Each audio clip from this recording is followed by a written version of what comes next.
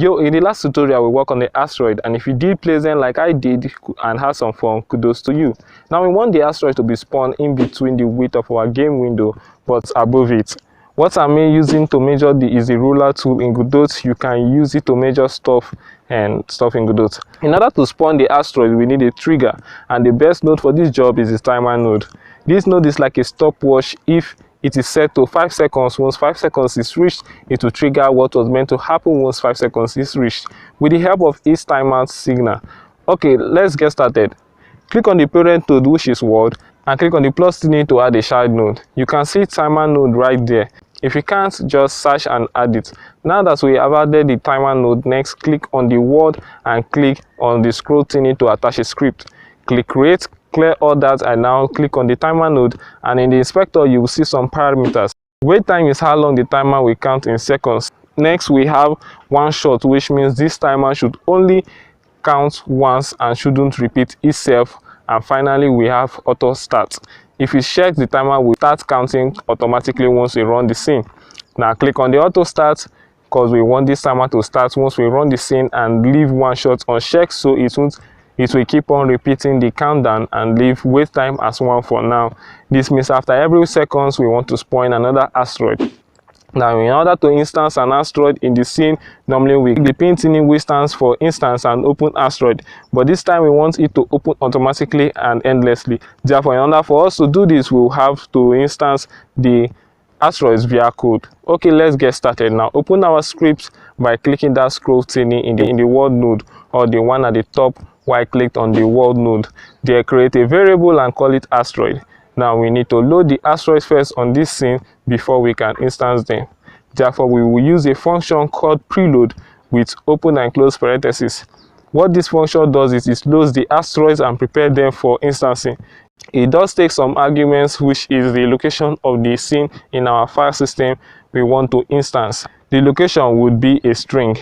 Now open your file manager and open source. Now left click on asteroids and you see an option copy file location. You click copy and Ctrl V to paste it inside the codes of the preload function. Now we've loaded our asteroid, it's time to instance them. We are going to use our timer's timeout signal to instance them. So after every second, which is our timer current wait time, an asteroid will be spawned. Click on the timer node, and on the inspector click on node and double click on the timer signal and click connect. A new function with a green arrow thingy will be close to the timer's function to indicate it's a signal, and type this code under it. First, we need a variable to instance the asteroid, which is a, and it is equal to asteroid which we loaded dot instance, which is just like when we click on the pin thingy to instance a scene. Next we set the asteroid position to be equal to the world position. Next we get parent dot add a. This means hey Godot, add a as a child and stuff. Now F6 to run the scene. As you can see, the asteroids are being spawned every second. Now if they keep spawning there, the game won't be fun and we'll all be bored. To fix that, we want the asteroid to be spawned at random positions inside our game mode. That means its position.x will be random and also position.y.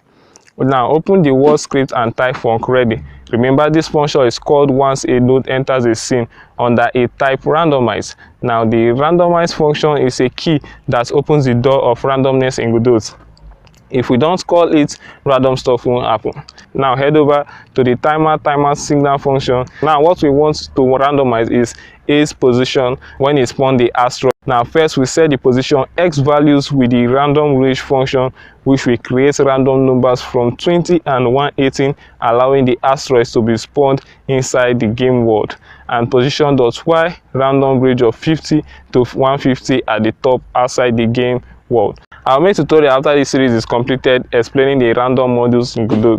Now if you run the scene, F6 to run, by the way, the asteroids will be spawned randomly both in the X and Y position.